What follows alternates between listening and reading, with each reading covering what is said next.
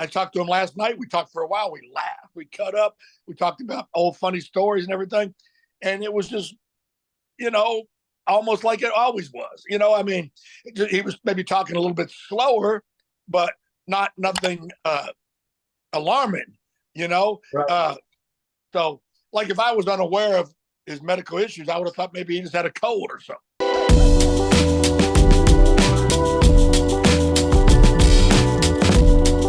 There's not that many people I talk to verbally, regular. I stay in touch almost every day with Steve Lombardi, the Brooklyn Brawler. We're best friends. Yes, I know. He got us together here. Yeah. And yes, he did. Yes. And I talked to Lawler on a regular basis. Actually verbally talked to. I stay in touch with a lot of guys, but those are the. Wait. Just back up for 1 sec. How is, I'm very close with Jerry. I know. What, I talked to him a few weeks ago. He sounds like he's really coming out of this whole thing where he was having trouble remembering things now because of that stroke. What's your take on how he's progressing?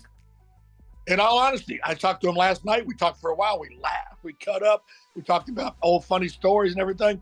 And it was just, almost like it always was. I mean, he was maybe talking a little bit slower, but nothing alarming, Right. So, like, if I was unaware of his medical issues, I would have thought maybe he just had a cold or something. No, he didn't sound bad at all. And we had a really nice conversation. We always laugh and cut up and carry on. So it was great. It was very nice. Yes.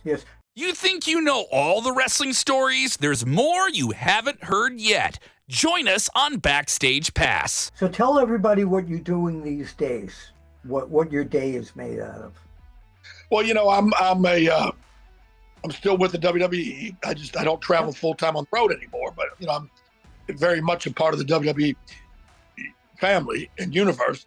But when I'm not doing something for WWE, like I said earlier, anybody that wants me to come to a convention or become to be a special referee at an independent show or do a podcast or whatever, they can go to Facebook, Downtown Bruno Bookings and Appearances, reach out to basically my agent, Daniel Jones, and I do that on a regular basis. And I work for the town of Walls, Mississippi. I'm on the board of aldermen, and I'll be reaching out to everybody to reach in their wallets before June of 2025. That's when the election time is. Again, I'm going to get reelected. I work for the town, and I do groundskeeping for the town of Walls too. I push a lawnmower and I ride a tractor. That's great. I know when I called you earlier today, you were riding a tractor. Yeah, today was the first day in weeks that it wasn't dangerous to go outside due to the extreme heat. Today was very mild, and it's raining now. I finally got the rain. So, I got all my work done and I'm caught up now. When you look back at your career, when you were manager, etc., what was that one highlight that always says, wow, I remember that so well? Well, it's funny. There's really not one instant that I can just, you know what I mean? There's just, various things. They're all positive. I always accentuate the positive, eliminate the negative, like the song says. But just various things. Like when I wrestled Jerry the King Lawler at Evansville, Indiana, that stands out to me. Let me tell you what happened. It was in the wintertime. Lawler was in the main event scheduled against Nick Bockwinkel, the AWA World Heavyweight Champion. Oh, now, what a great wrestler. What a great person. Fantastic. And it was a good house. Everybody was anticipating. Well, legitimately, Bockwinkel got snowed in Minnesota. He really, and it wasn't one of those BS things promoters do. He legitimately got snowed in Minnesota. So they went on the microphone and said, if any of the fans, want their money back, we understand, blah, blah, blah. They said, or we'll let the fans choose who Jerry the King Lawler wrestles in the main event tonight. So immediately all the fans started chanting, Bruno. So Lawler and them said, man, we can't have you out there in the main event with Lawler. So they had Buddy Landell come out and attack Lawler and put him down and say, you Evansville losers, blah, blah, blah. And then Randy Hales came back out again. Okay, who would you like to see Jerry the King Lawler wrestle? Bruno. They didn't want Buddy Landell. They wanted to see Lawler beat my ass. So me and him had a damn match. And I loved it because he let me call it, in the ring. We started off, I powdered him in the face with powder and stayed on him. And we, had our match. I'd choke him, I'd kick him, I'd punch him, and I ain't gonna sit here and tell you I'm Shawn Michaels in the rings. I'm not. But I know my limitations. I know what I can and can't do. So we had the match, and I'm getting blowed up, beating on him. And then finally he pulled the strap down, which is the Popeye eating the spinach. And I reached over and pulled it back up, and he started laughing. He shook his head, then he punched me, pulled it back down, bam, bam, bam. He goes, cut me off, go to the top.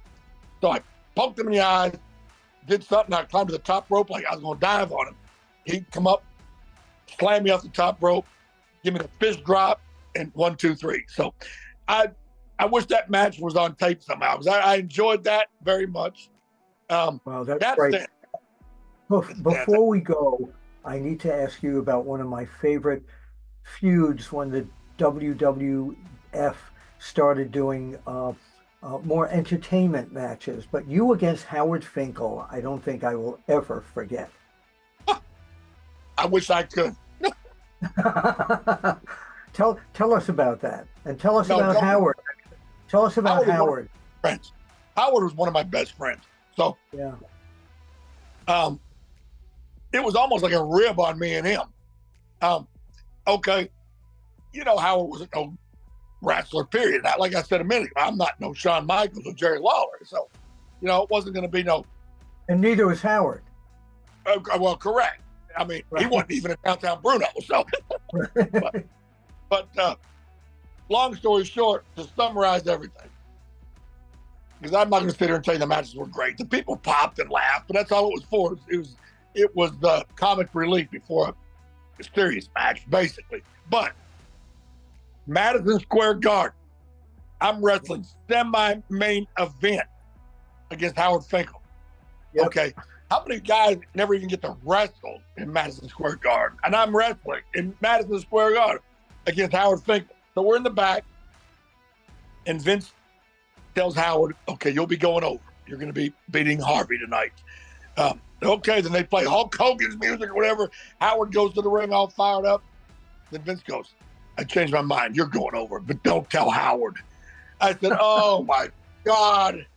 So I'm out there and trying to beat him and trying to beat him and trying to beat him. And that gum won't stay down because he thinks he's supposed to win. Yeah, so finally, I stomped him on the head. Not hard, like to hurt him, but where he'd have to sell, right? And I went down like I was going to choke him. I said, just stay down. And he did. And I beat him. I didn't tell him what Vince said. Vince said, don't tell Howard. I just said, just stay down. So what a rip. Vince and Pat and everybody was back there laughing their butt off. No one. Oh, of course. Of course.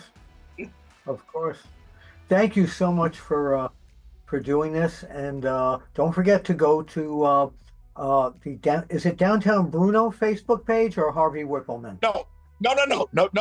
Downtown Bruno, bookings and appearances. Got it. Facebook. Got it. You can order one of these shirts. You can get me booked on one of your podcasts or your event or whatever. My agent / friend, Dan Matthews, will gladly facilitate it. And you can order one of these shirts. They come in all kinds of sizes. You can order one of these shirts off of there. You also get a free, along with it, an autographed 8x10. So please, I'd love to see everybody wearing one of these. You need to run a contest to come and ride on your tractor with you. It's just a one-person tractor. Thank you, Downtown Bruno. Harvey Whippleman with Bill Apter here on the Apter Chat.